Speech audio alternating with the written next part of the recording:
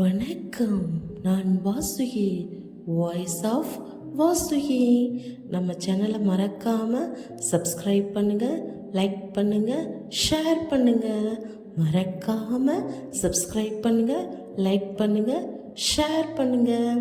இப்போ நம்ம பேசலாமா? மதிக்காத உறவினர்கள் ஆனால் அமைதியாக போராடும் ஒரு பெண் திருமணமான நாளிலிருந்து அவள் வாழ்க்கை மாறிடும். புது வீடு, புது மனிதர்கள், புது பொறுப்புகள்.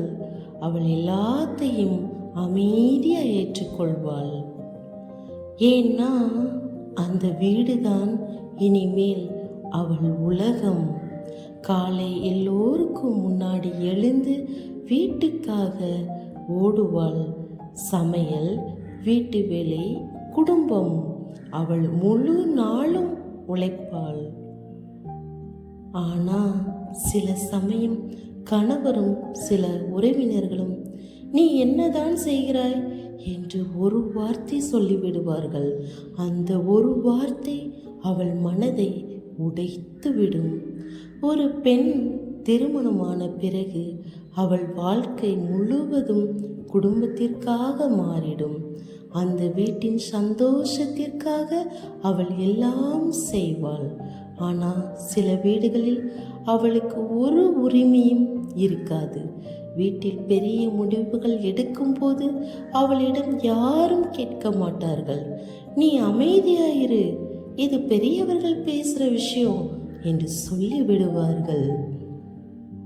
பொது இடத்திலும் அவள் கருத்து சொல்ல முயன்றால் பெண் அதிகமாக பேசக்கூடாது என்று அடக்கி விடுவார்கள். அந்த நேரத்தில் அவள் மனசு ரொம்ப காயப்படும். ஏன்னா இந்த வீட்டுக்காக அவள் தினமும் உழைக்கிறாள். ஆனால் அவள் குரலுக்கு மதிப்பு கிடைக்கவில்லை.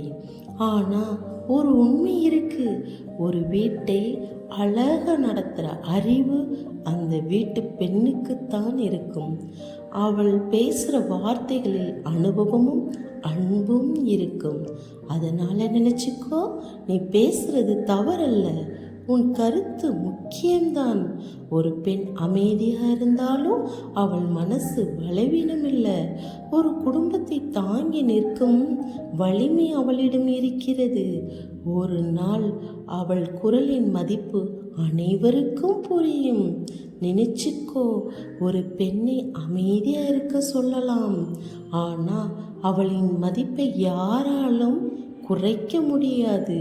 வீட்டில் அவளிடம் முடிவு கேட்காமல் இருக்கலாம். பொது இடத்தில் பேசாதே என்று சொல்லலாம். ஆனால் அந்த வீட்டின் ஒவ்வொரு சுவற்றிலும் அவள் உழைப்பின் தடம் இருக்கிறது. அவள் சமைத்த உணவில், அவள் கவனித்த குடும்பத்தில் அவள் தியாகத்தின் வாசனை இருக்கிறது. அதனால நினைச்சுக்கோ, நீ சாதாரண பெண் இல்லை, ஒரு குடும்பத்தை தாங்கி நிற்கும் அமைதியான சக்தி நீதான். ஒரு நாள் உன் குரலின் மதிப்பும் உன் அன்பின் அர்த்தமும் அவர்களுக்கு கண்டிப்பாக புரியும். ஒரு பெண்ணின் அமைதி பலவீனம் இல்லை, அது அவளின் வலிமை. பெண் பேசக்கூடாதா? அவளுக்கு உரிமை இருக்கே. இது மாதிரி யாராவது இருக்கீங்களா?